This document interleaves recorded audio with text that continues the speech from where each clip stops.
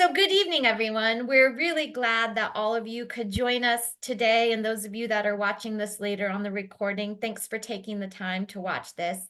We're here tonight to share the truly incredible progress that you all, our families, and our community have made possible. Together, we really are transforming the lives and the futures of the children and young adults with juvenile myositis. First, I want to recognize the members of who have joined us tonight: Christine Alderford, Julie Haupt, and Denise Cook.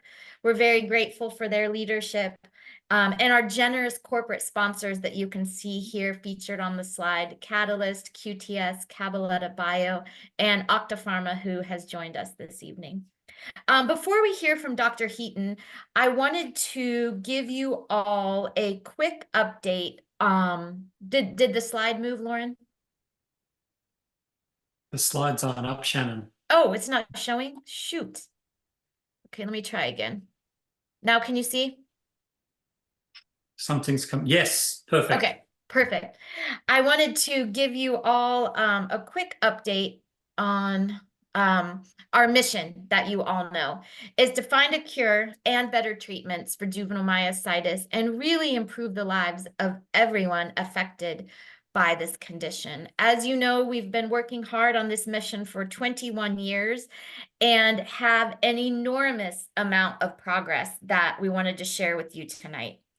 So can anyone guess, over $27 million invested, where did that funding come from? The answer is our families and our community. Every single dollar is something that you all should be very proud of. I know many of you have participated in raising those funds and making generous donations.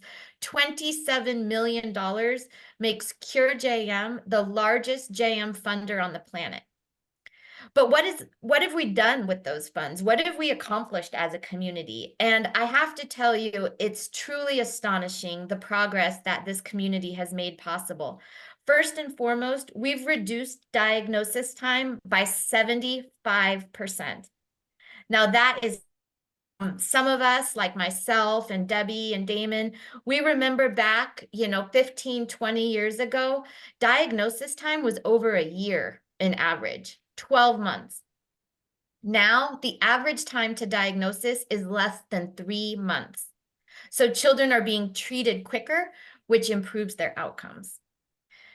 Second, improving care. And I'll talk a little bit more about that on the next slide. And third, this is what you're going to hear about from Andrew in a few minutes, is advancing new treatments. I think all of us, raise your hand if you have had an experience with prednisone or methotrexate that was less than ideal, right? We know these treatments are life-saving. They're life-saving, and we're very grateful for that, but they are pretty harsh.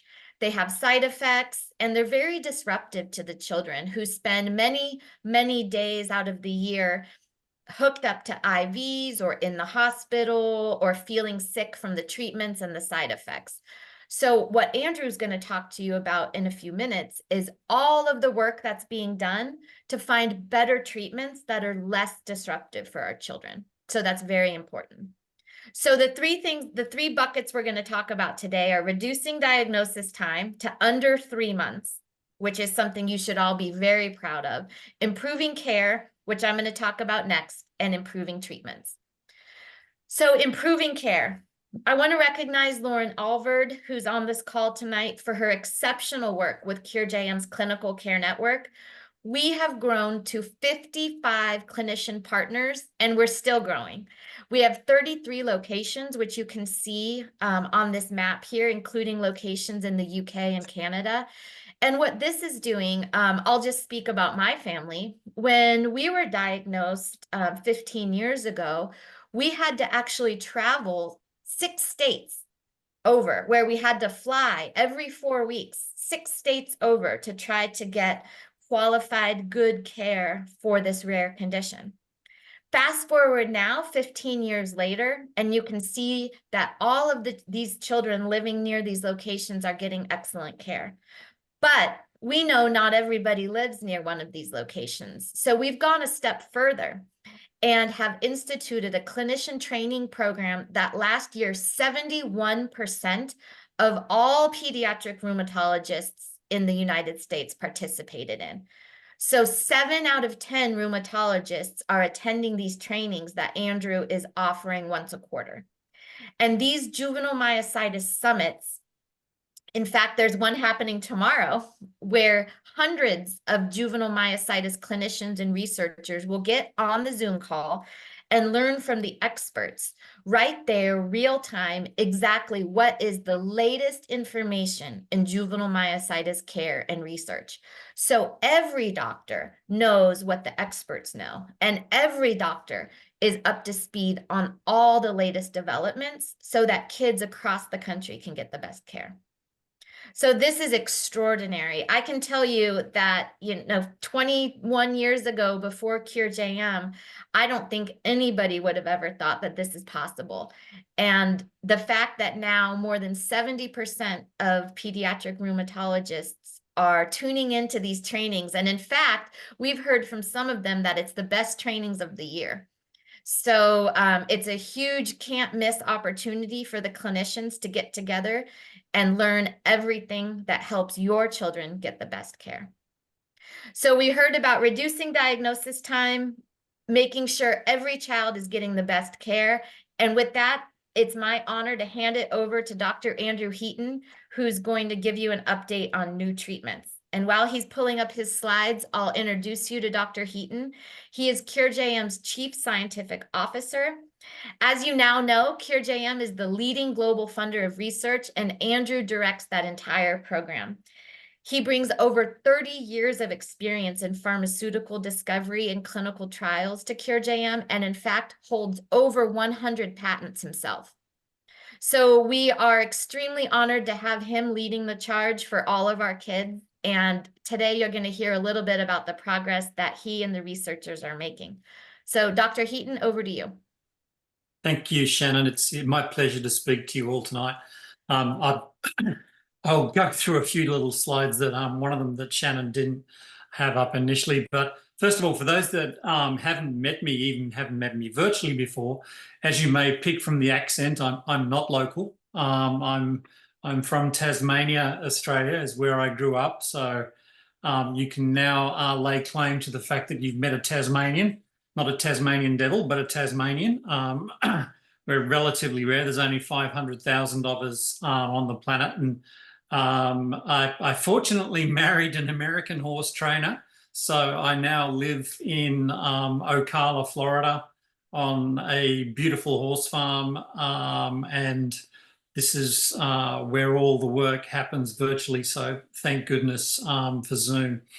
But first of all, what I wanted to acknowledge is some of the fantastic sponsors that have come on board.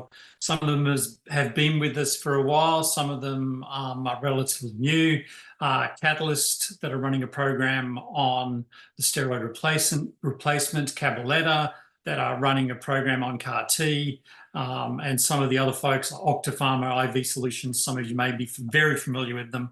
From an IV IG perspective. So as Shannon mentioned, one of the things that we do when we're looking for new research programs, we very much listen to what you want. So you're the voice that's constantly in the side of my ear when we see research grants come in as to, what are the programs that we should be looking for, and what are the experts that we should be looking for that will offer a cure or better treatments, and as Shannon highlighted, could potentially improve care with our clinical care network and our centres of excellence. Shannon went through that slide much more eloquently than I could, so I'm not going to go through it again. And she went through the clinical care network. So again, the clinical care network is it's a fantastic resource for families and for patients. We're extremely proud of how much we've expanded that. As Shannon said, it was just a few years ago in the pandemic that the foundation pivoted to, we used to have a medical meeting associated with our family conference. So we would get clinicians that would meet up, once a year or once every 2 years, whenever we were running a family conference. Occasionally, we would run grand rounds. As you would imagine, the you don't get every clinician in the lower 48. You certainly don't get global clinicians that attend our relatively modest family conferences. So we pivoted during the pandemic to start running medical symposia and other events online. And it's like, boy, as Shannon said, has that been a success? We have hundreds of clinicians now from the lower 48, from Canada, from England, from Italy, from the Netherlands. We even occasionally have an Australian join as well. So it's like our outreach, as our executive director, Jim Minow, often says, we're the little train that could, and we're the little train that does consistently go beyond everybody's expectations. So we've got this fantastic network of clinicians. We're very engaged with them. We get great attendance at our meetings. And part of the reason for that is that it's run very interactively. So we get clinicians that talk on different topics every quarter. So we get a whole spread of discussion items, and it really helps lift every clinician to get better expertise in treatments, in care, in what the latest research is, etc. So we're extremely proud of them. It's quite a busy time for Lauren and I when we're scheduling these events. I interface with the docs, and Lauren does a fantastic job just herding the cats and getting everybody in the right place at the right time. So as a team, we do an amazing job. But what I wanted to talk to you today, and what I wanted to focus on, is what we're trying to do from a research perspective. So research is really about there's several key aspects to it. It's you have lab-based research where a laboratory scientist is looking at the disease, often in a test tube, maybe in an animal model. They will come up with some results and some interesting findings. That translational work will potentially lead to clinical trials. You then get some information going directly to patients, and hopefully the clinical trials would benefit the patient. And the ultimate aim of what we're trying to do is get patients healthy and up and out of bed and off and running. I want to highlight just a few of some of the research programs that we have done recently and that we are doing and having some success in. So the first researcher I really wanted to highlight is Dr. Jess Neely. She's from University of California, San Francisco. She's a key member of our Center of Excellence out in California. She's been an active JM researcher for several years now, and we're very fortunate that Jess really chose to gain expertise in JM. As you would imagine, in California, one of the hallmarks of their research capabilities is the capacity to look at programs from an artificial intelligence perspective. So how can you utilize artificial intelligence to actually help us delve into providing better treatments for JM? So one of the things that Jessica actively does is when patients come in, I'm sure that many of you, when you're taking your kid in for even if it's just a routine checkup, quite often you'll get asked for, can we take a blood sample for research purposes? And I know that many of you would be, what happens to these blood samples? Well, Jess is a case in point where what she has done and what she is continuing to do is from these blood samples, she's able to interrogate the blood samples to look at which genes are being dysregulated. So genes, as many of you may know, a gene gives rise to a protein, which could have a signaling function, which could have a cell building function. So there's many different genes, 25,000 genes in each cell. We want to know what is different in a DM cell compared to a control cell. And the way that Jess has been interrogating cells from control patients and from DM patients is absolutely outstanding. Some of you may have heard that the foundation was very fortunate to be part of a Chan Zuckerberg initiative 2 years ago. So Jess Neely from California, Jessica Tournier from Michigan are two of the lead PIs, Jeff DeVergton from Duke. So we've got this great collaborative partnership that are looking at these samples in extreme detail. And just to give you an idea of the impact that this Chan Zuckerberg grant has actually had, is Jess, when she's looking at these samples now, she is now able to utilize chips that detect genes that nobody else has access to. So the companies that are developing these chips to interrogate which genes are being dysregulated are providing custom chips to Jess and Jessica for these types of analysis in DM patients. So the level of data that we're getting is not being produced anywhere else on the planet. So this program only came about from the generous funding that we had that could make the California Center of Excellence get people like Jess Neely interested in DM. And we've now leveraged off that to providing what is the best possible data set as to what makes a DM patient different from a control patient. So Jess has been actively working on that, looking at which genes are upregulated, which genes are downregulated.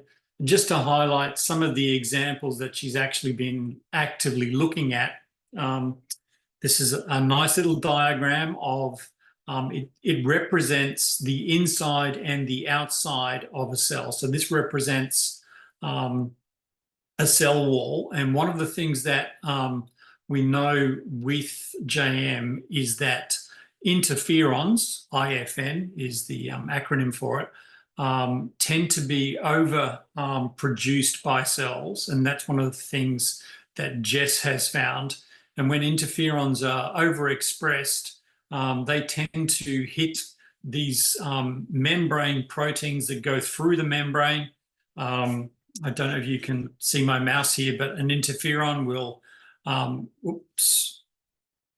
hit the top of one of these signal proteins and then interact with some signal transduction proteins. These are called the JAK stats. You've probably heard of the JAK stats because there are so many drugs that are now actively targeting JAK stats. What Jess is doing is she has found which types of interferons are particularly active and dysregulated in JM cells and which JAK stats are more or less important. And she's now trolling through which particular drugs may be important. That's just one of the pathways that Jess is interested in. I mean, she's uncovered, hundreds and hundreds of things that she would like to look at. She's now just picking the low-hanging fruit that has the highest probability of success, and that's all helped by AI. So we're very fortunate to have Dr. Neely as one of our key researchers. On to continue the theme of these JAK stats that some of you may be aware of, I wanted to highlight what we funded recently with Dr. Parks at a national nucleic acid research facility in the UK. One of the things we do when we're looking to fund research grants is we are agnostic as to where the researcher is. We want the best researchers. So Jo Parks is an exceptional researcher, and what she's doing is instead of looking for a molecule that can try and disrupt at this subcellular level of TYK2 or JAK1, she's figured out that if interferon is overexpressed in JM, and if interferon is causing some signals that lead to inflammation, is there a way that I can produce some RNA encoding small RNA molecules that can actually disrupt interferon synthesis? So she's tackling the program, she's tackling this particular pathway at a level above that. So this is completely novel way of attacking JM patients. Nobody has thought of doing this before, and Jo is actively working with a group of chemists that are making these small RNA encoding proteins, and she's working with a bunch of biologists to get this screening work going. So it's fantastic work that she's doing. And when we saw this grant come in, it's like one of the things that we were cognizant of is this likely to present a potential cure? And because it does do something at a different level, while it's early stage research, it does have significant potential. And one of the things that I'm sure many of us are aware of is the Moderna vaccine that so many of us took during the COVID-19 pandemic is an RNA-based vaccine. So the technology that Jo is using is now becoming well entrenched in the drug program, in how to drug different targets. So Jo's doing an absolutely wonderful job. Again, just looking at this from a slightly different angle, but coming up with some great early results already. One of the other things that we're interested in when we're doing our basic research is if we come up with an interesting molecule, how can we determine before we put it into your kids that it's safe, that it's effective, and how does it work with other drugs? So Dr. Melissa Morales works with Raju, a key member of our MAB up at the State University of New York in Binghamton in upstate New York. And Raju has got one of the few mouse models of myositis. So he has a specific genetic variant of a mouse that displays myositis-like disease characteristics. He's looked at which genes and which proteins are differentially expressed.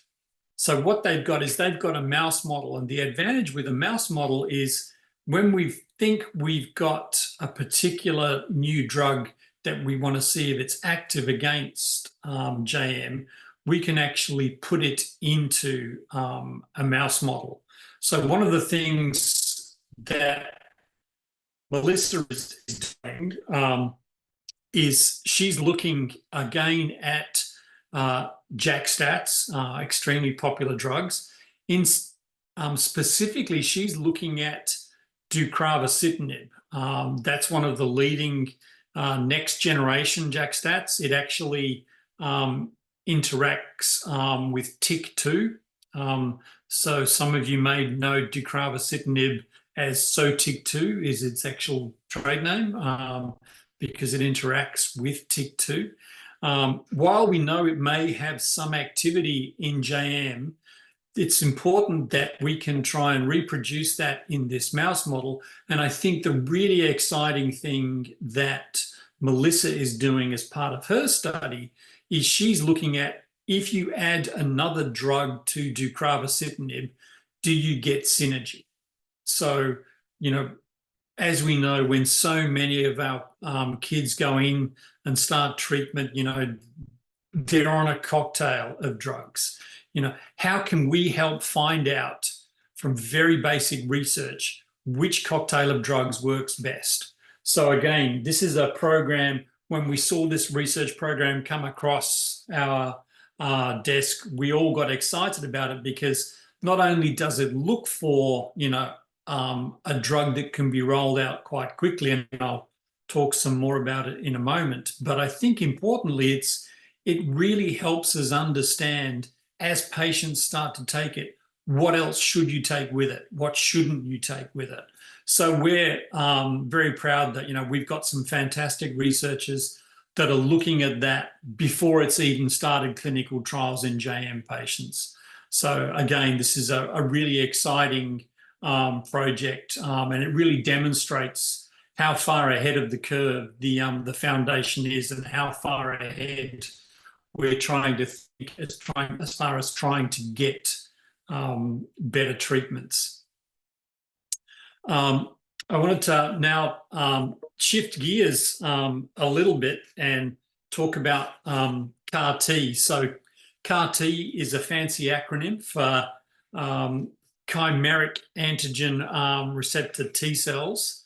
So CAR T is it's called a living drug. So the way that CAR T therapy is actually generated is patients go in, blood is taken, which includes T cells. They're collected. The T cells are then partially purified. They're then changed inside a very fancy machine so that they get this chimeric antigen receptor on the surface. And this antigen receptor on the surface of the T cell, it's specifically designed to target what's called CD19. So it's specifically designed to target cells that we know are important in the inflammatory process in autoimmune diseases such as JM and lupus. So once they've put this chimeric antigen on the surface of the T cell, they expand them. This is then reinfused into patients. It often takes a week or two to actually go through this process and produce the sterile product and infuse that back into the patient. So it's very much a personalized medicine. Each patient's cells just get infused back into the patient. So your cells get purified, treated, then get put back in. But because it's a living drug, most drugs that we know about, when you take them, they have some interaction, but they slowly get degraded, and you often excrete them, within a day or two. CAR T is not like that because it's a living drug. It does exist in the body for, months, sometimes years. So it is a slightly different kettle of fish. That's why, as a foundation, we are cautiously optimistic about CAR T therapy and its potential for JM. We have got a very close relationship with Cabaletta Bio that are actually doing trials. It's called the RESET trial, looking at their product CABA-201 in the treatment of myositis. They've had some tantalizing results already, which indicates it has some promise. One of the other clinicians that we're in active contact with is a clinician from Rome in Italy, Dr. Rebecca Nicolai.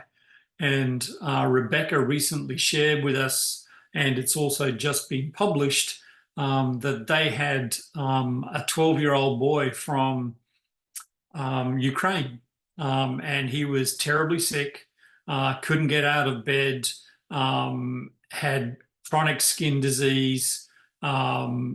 He'd been on a whole range of, steroids, the standard immunosuppressants, and nothing was working for him, an extremely sick young boy.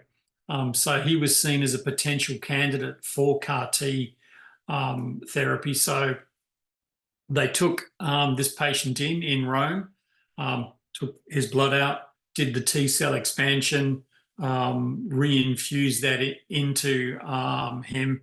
And this is one JM patient that was a pediatric patient that has been studied in some detail. There was no neurotoxicity, which is sometimes a side effect of CAR T. No infection as part of again, that's sometimes a side effect. When they looked at all the signatures associated with interferon, and some other biomarkers of how the disease was progressing. They were very high. After the CAR T treatment, they all came down dramatically. And as Rebecca shared with us, this young 12-year-old boy suddenly, after being bedridden for so many years, wanted to go out and play soccer in the sun and just run around and have a great time. It's like the effect was that dramatic for him, and she had to, you know, keep him out of the sun and all the standard things that we know about. But certainly with this patient, the effect really was quite dramatic. As I say, we're still cautiously optimistic about this. It's still early days. We do know there are side effects. We do know that this treatment is not going to be the reset for absolutely every patient. But I think, as many of you would know, we are partnering with Cabaletta Bio, and as we get more information from Cabaletta and as they're opening the trial, we'll certainly be keeping families and patients informed as to what's going on. Shannon and I meet with Cabaletta every month.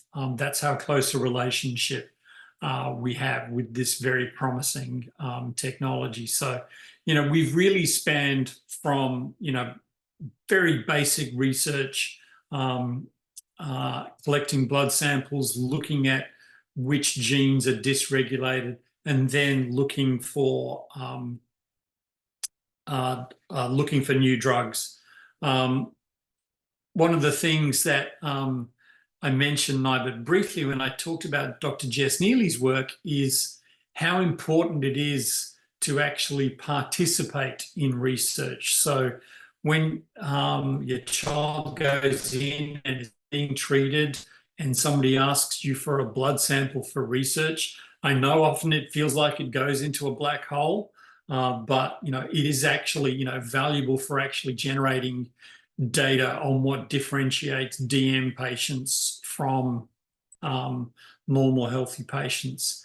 One of the things that we're actively trying to do as part of the Chan Zuckerberg initiative is when patients enroll in a clinical trial that we're going to start shortly, we're looking at how can we share with an individual patient that gave a sample, how can we share some of the data with that patient, share their specific data and also share data from other patients. Obviously, it has to be blinded, and there are all sorts of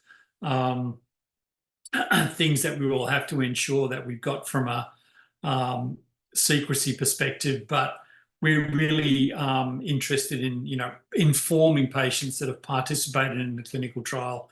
This is what your data looks like. This is how it's helped JM research.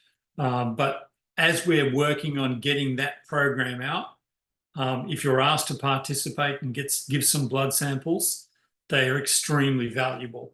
One of the other programs that we ran at a place called NCATS, National Center for Translational Science,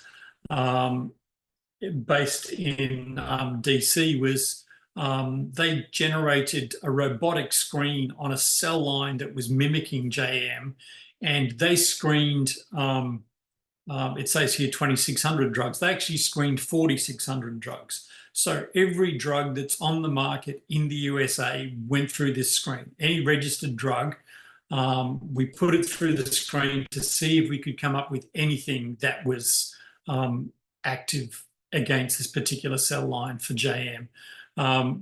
They identified many drugs that had some activity, and what they did is they looked at those that had the highest activity and came up with a hit list of 8 to 10 drugs. And interestingly, one of the things that came up as the most active drug was deucravacitinib, or SOTIC2. So that's why, there's a lot of information that's actually pointing to deucravacitinib as having some promise in JM. We're continuing the studies with deucravacitinib. As I said, the animal study at Binghamton, led by Raju and Dr. Morales, is actively looking at what would potentially synergize with so TIG2. But the other important thing we've got coming up very shortly is Dr. Andy Mammon, who's a member of our MAB, and Dr. Hannah Kim, who's a long-term clinician at our GW Centre of Excellence. They're both helping start a clinical trial with deucravacitinib. The last I spoke to Andy, Dr. Mammon, and I do bug him on your behalf almost daily, not quite, but I do bug him on a regular basis. And he said that he's hoping to get the final IRB and scientific approval in October, get the clinical trial registered in November, and then looking to start enrolling patients in December and January for this clinical trial. Initially, it's going to be adults, so it's potentially JM patients that are 18 to 25, because that's what the FDA likes. They like you to study drugs in adults before kids. But once they've got some safety data in some adults, they're then going to look at deucravacitinib in pediatric patients. So again, we're very excited about that. As we get more information, we're going to be certain to make sure that Shannon's going to push that out via all the channels that she has, just to try and get the trial started and enrolled. Again, very excited about the potential for this drug. The other things that we're actively looking at in a variety of labs are biomarkers. So a biomarker is just a generic term for when you give a blood sample, is there a specific protein or something in the blood that indicates you have JM, but also indicates how severe JM is. So we've got a number of programs that we're looking at from a biomarker perspective. That even includes nail fold capillaroscopy work. So we have a program that is being run by Dr. Jessica Tournier at Michigan and Dr. Sarah Sabar in Milwaukee, and they're looking at not only nail fold capillary, but they're looking at the cells in that vasculopathy as to what's changing with those specific cells. The other thing that we're funding in Bath in the UK is myositis-specific autoantibodies, or MSAs. I'm sure many of you, when you've had that initial diagnosis and you say, oh, you've got this specific MSA, we're looking at how MSAs can actually help track the disease and how it can actually help clinicians plan treatments. The other thing we're doing with MSAs is we know that 40% of patients come back as MSA negative. That doesn't mean you don't have an MSA. It means that we don't have a test to detect the MSA that you've got. So we have a very exciting program going at Bath University in the UK that have already identified 2 completely new MSAs, and they're talking about them at the American College of Rheumatology conference in DC in November. So we're excited about the potential that has in the future. Do you want me to take this one, Andrew, or do you got it? I was going to say that sort of wraps up the research component. I don't know if Shannon, if you wanted to talk to this first, and then we can open it to questions. Yeah, that sounds great. So we wanted to first of all share with you all of the research that you all are making possible. I think that's a really big part of why we're all here, the better treatments and the eventual cure for our kids. But in the meantime, while all those work hard on better treatments and a cure, like Andrew told you so much about, there's a lot of other programs that you may not be that Cure JM is working on. So we wanted to just keep you informed of all of those important things going on behind the scenes. So first is the clinician education. We talked a little bit about this at the beginning. But I think it's really important to note that so many doctors, 71%, are participating in our education programs, which helps every child get the best care. But we also know, Andrew, if you want to go to the next slide, that another important way of helping, or Lauren, I don't know who can advance it. To Did the that go next, forward? yes.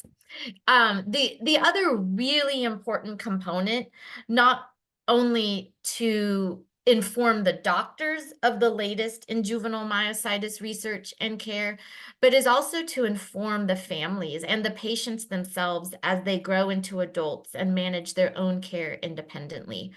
So CureJM is working hard behind the scenes every day to make sure that every family, including all of you here tonight, has all of the information you need to make sure your child and your adult gets the best care. So there's hundreds of free resources available online, 70 trained peer support representatives that you can call or text 24/7 for advice or information or to run an idea by them. We have trained peer support representatives for our young adults.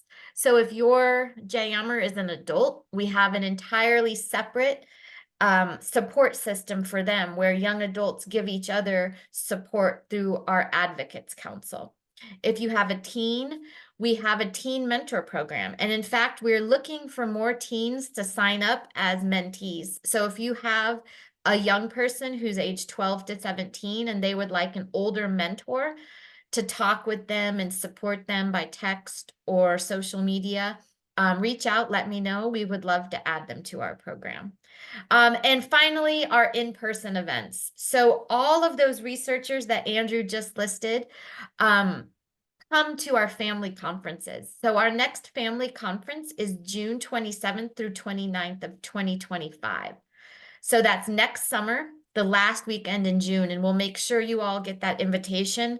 But if you want to come out, these researchers will be presenting their research, answering questions, and then we'll have 2 days of educational sessions where you can learn about all of this information right from the experts themselves. So we'd love to have you all there. There will be separate activities for the teens and young adults and even a kids fun camp. But you don't need to bring the whole family. Come by yourself, come with just you and your JMer, or bring the whole family. So any questions about that, let me know, but we'd love to have you all there. So that's kind of what we had to fill you in. I know that was a lot of information. We've had a couple of questions come in by text, which we can ask, but we can maybe take it off of the PowerPoint and just open it up for a conversation. That was probably a lot. I don't know that anyone will have questions, but if anyone wants to speak first, feel free. Otherwise, we'll ask some of the ones that came in by text. Don't be shy. Come off mute.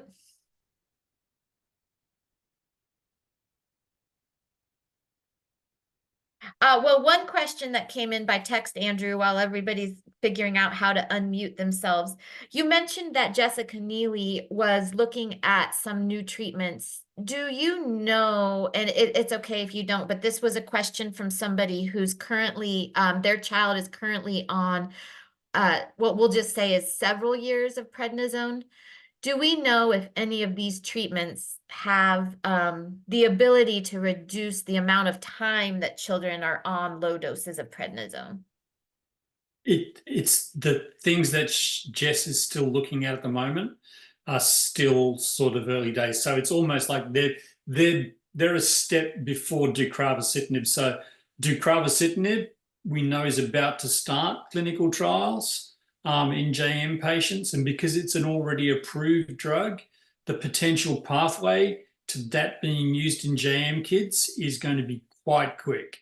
And we're hoping that one of the outcomes from Dr. Mammon's clinical trial is he's going to publish a paper, talk at a conference, and he's going to publish what's called, a patient experience on deucravacitinib. So when you have those what are called case studies that doctors publish, once one doctor has published a case study of deucravacitinib in JM, your clinician can then point to that publication and say to the insurance company, I know this drug is, while it might be more expensive than others, I know this works really well for JM patients. I would like to get it on insurance. So, we're going to actively follow that program. And as the publications come out, we're going to make sure that all the JM clinicians get it. So unfortunately, the things that Jess is looking at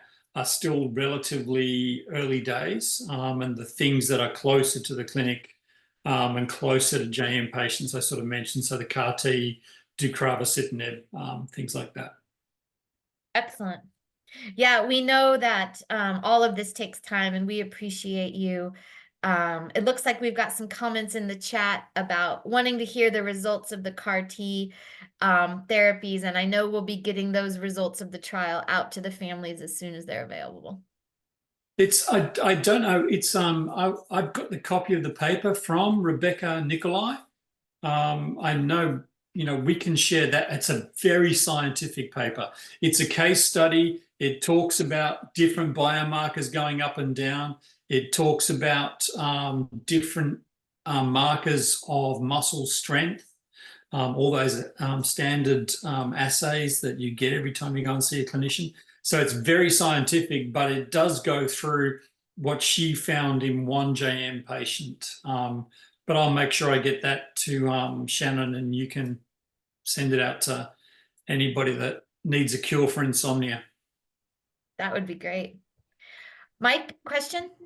Yes, for Dr. Heaton, I guess the understanding the deucravacitinib and the Sotyktu, as somebody may have known it, what is its current focused treatment used for? What is it most targeted at right now, and how they figured that might be a possibility for JM? We know that, so it's used for, I think it's plaque psoriasis and sort of like dermatological skin conditions, which are also triggered by that JAK-STAT pathway. So because there's a bunch of diseases that are they're called interferonopathies, which is just a long way of saying that interferon is the key driving molecule that leads to a range of different diseases. JM's one of them. And so because JM was one of these interferonopathies, they thought that it might be an interesting drug to look at. Like the clinicians thought it might be interesting. We backed it up with the research we did independently at NCATS and said it's very interesting. We've looked at it in the mouse model and said it's very interesting. Thankfully, the last ACR meeting that we were at, we had a face-to-face with the owners of deucravacitinib, and they are actively involved in the basic research that we're doing. So the mouse model that Melissa is running at Binghamton, the drug's being supplied by BMS. BMS are going to do some analysis on the blood samples that Melissa gets back, and they're really interested in, when Melissa looks at deucravacitinib with other drugs, they're very interested in which other drugs synergize with it. So it's, as I say, we're extremely proud of the fact that, we've somewhat led the charge on that. And Dr. Andy Mammon, he's a new member of our MAB, he's starting a clinical trial. So because it's already an approved drug, as I said, we're, again, cautiously optimistic about it. We know it's got a low toxicity profile. It seems to be a little bit better than some of the tofacitinibs and some of the other drugs that some of your kids may have been on. So this is something that I think is going to get more and more interest. So as the clinical trial opens, we'll be sure to let you know. Thank you. Great question. Anyone else that wants to come off mute and ask a question? If we think of questions later when we send out the recording, we can definitely get those answered by email as well. So that's not It's not your final chance to ask a question. So we've got about 10 minutes left, but unless anybody wants to come off of mute, we'll probably go ahead and wrap things up and let everybody get back to their dinner and bath time and bedtime for all the little ones. I know that it's a school night and we appreciate you all taking time. Let me just say in closing, first of all, thank you to Dr. Andrew Heaton for his stellar leadership with all of these incredibly important research projects and for taking the time to summarize them so nicely for us tonight. Hearing about all that progress is really so inspiring, Andrew, and we're very grateful to you and your entire team. To all of the families, I just want to thank you all for being here tonight. It really is you all that fuel all of this work. We always say we're a family of families, and we couldn't do it without each of you.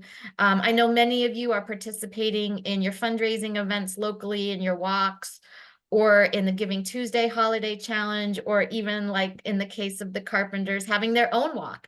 So we're really grateful to each of you. Lauren will be sending out ways that everybody can get involved. If you happen to be near one of our fall walks, we would love to see you. We have walks coming up in Washington, D.C., Walnut Creek, Boston, Houston, Austin, Nashville, and you can come to the Tampa Walk and meet Dr. Heaton himself, also in Raleigh, Durham. So at each of those walks, we'll have local doctors and a lot of fun and entertainment for the whole family. If you're not near a walk, we have our biggest fundraiser of the year coming up, Giving Tuesday, so we'll invite you all to participate in that as well. So with that, I just want to thank you all for your continued support and really for being the power behind all of this progress. We couldn't do it without you making that $27 million of research possible. So with that, thank you all. Kudos to each of you for your part in that incredible progress, and we will send you the recording tomorrow. All right. Thanks, everybody. Thank you. Thank you all.